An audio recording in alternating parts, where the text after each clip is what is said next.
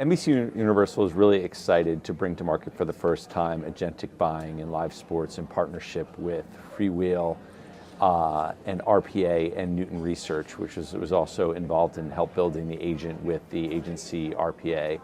The reason we were so excited to apply agentic AI in this space is because it's a place that's ripe for further automation.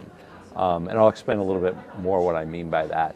I think today in television generally, when we talk about automating TV buying, we think about programmatic and open RTB and how to make that buying more automated through like a DSP and an SSP. We've made a lot of progress in that space in live sports, and that's incredibly important. But I think what sometimes gets missed is that live sports is bigger than just that programmatic footprint. Live sports exists on the linear side of the house, sort of traditional TV, and on the streaming side. And programmatic only kind of touches, that automation only touches the streaming side, doesn't touch the linear side. What a lot of people don't know, just I think given the popularity of streaming and the kind of omnipresence of everyone talking about streaming, is that linear impressions are still 80% of the impressions in market. So all of the workflow, all of the planning, the optimization, the ad operations, the trafficking, all of those things on the linear side sit outside of programmatic, right? So, but when NBCU sells a sports package, in order to aggregate the audience, you want to, as an advertiser, you want to be live on our linear footprint and on our streaming footprint. And so we're thinking about how do you solve automation for the entire pie?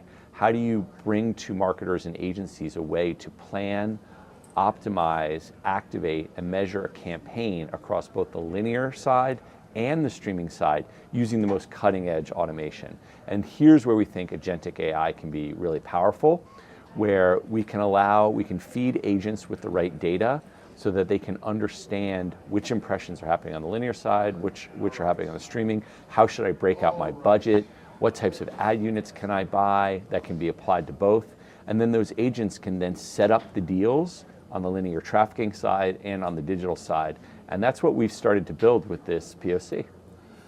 So Ryan, with all the strides that you're making in terms of employing agentic into the buying process, the rest of the industry, there's a lot of fragmentation, there's a lot of different stages where companies are at. So the idea of agentic buying really depends on deep interoperability. So in terms of buying tools, publisher systems. So in terms of what you're doing there, what can NBCU do to kind of further the activation along? Yeah, well, I think there's certainly, I think, industry standardization that can be brought to this space. The IAB just announced here at CES a whole new roadmap for applying a lot of existing IAB standards to agentic workflows, and then wrapping what we call MCP servers, which are really kind of interoperability plugs for agents to talk to each other, kind of on top of the rules-based ecosystem that IAB and the industry has already built. So I don't know if it's a short answer to that or if it's too technical an answer, but I think that different channels, different partners, different publishers can use MCP, which is an AI protocol, to govern the way that they share data with each other that allows agents to build and activate deals across publishers, across channels, in a way that allows each channel and publisher to kind of be bespoke, but also standardizes the way they plug in together and the way that the agents talk to each other. So that's what we're starting to see emerge. In this POC that we built, FreeWheel built MCP servers on top of their FreeWheel ad server, which does the digital side of our delivery. And then our NBCU engineers built MCP servers on top of our linear APIs and rate cards and product catalogs. Those became the two seller agents. And then Newton built a buyer agent for RPA, and that buyer agent talks to our two seller agents and gets the combined data to kind of make the decisions and build the plan. So I don't know if that was an overly technical explanation, but There are emerging protocols that exist in the AI space, and I think between that and what's been built with the IAB, you're going to start to see these standards so that lots of different agents can talk to each other in a standardized way.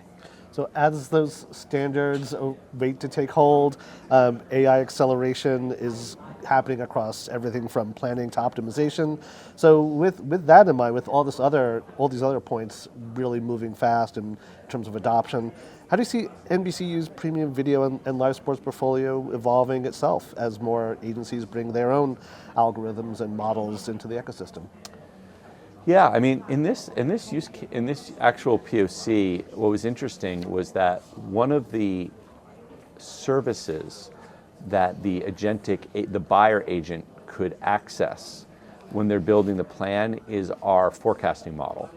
So on the RPA side, they could say, if I have X budget to spend on a live sporting event, and I want to spend half of it on streaming and half of it on linear, what is my total household reach?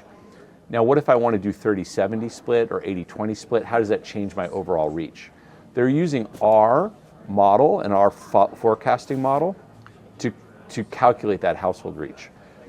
But if an agency, in theory, wanted to bring their own model, whether it be for forecasting, planning, or measurement, again, that could be wrapped in these same protocols, MCP, and could be another agent that the service calls out to and says, give me your forecast of what household reach you think I'll get, or after the campaign, what measurement success have we had with the campaign. So the nice thing about some of these protocols is that you can start to add services and agents to the mix and just orchestrate them all to do more and more things. So this initial POC, does a handful of things that have never been done before, but there's so much more to explore. So I think the ability for buyers, advertisers, agencies to bring their own models or their own different services to the mix to further orchestrate and make these agentic flows more interesting is very much on the table. So Ryan, as you noted, there's so much more to explore. With that in mind, how does NBCU envision AI, especially, again, returning to agentic workflows, reshaping the future of premium advertising? And anything else you can say about the partnerships like you had with FreeWheel playing a role? Sure. When I first got to NBCUniversal, some of the leadership on the sales side said, we need to make TV easier to buy. It needs to be sort of like the big tech social gardens that have this reputation for being very automated and turnkey. And as I said in one of my earlier answers, I think the beginning of that process started with programmatic and OpenRTB. But there's a lot of workflows that are bespoke to television in terms of planning, creative development that are still manual, but for good reason. It's a more curated experience, like when you buy a commercial during a big sporting event, you're investing a lot, and so it's more handheld. So there's reasons for that. But that being said, I think it can be more automated. So using some of these agentic flows. So I think the real opportunity here, if I were to put it under a banner, I would call it premium automation, right? How can we use agentic AI to automate the high-end side of the market, like live sports, where you can build complex plans, develop custom creatives, deliver across linear and digital, measure using multiple third parties, and orchestrate that all through agents. So things that are complex because they require some complexity, because these are big programs, appear a lot easier to activate because you're using the help of AI to get those activated. And to the last part of your question around FreeWheel, obviously they're a main component of this, because at the end of the day, where a lot of this stuff is getting delivered is digitally into our digital footprint and streaming footprint. And so for these agents to be able to take these plans and then port them into FreeWheel as instructions to deliver, and that can include the parameters of the campaign. It can include things like more instantaneous creative delivery, creative approvals. All of that stuff just makes I think everyone who's operating these businesses' lives easier. It makes the jobs faster. It potentially brings new buyers into the market that have less resources because it's easier to set up. And ultimately what it does, I think, for all of us on the agency side and on the publisher side, is it frees up our sales teams and our operations teams to focus on more strategic elements and less on the back and forth day-to-day emailing and logistics of like getting a campaign planned and live.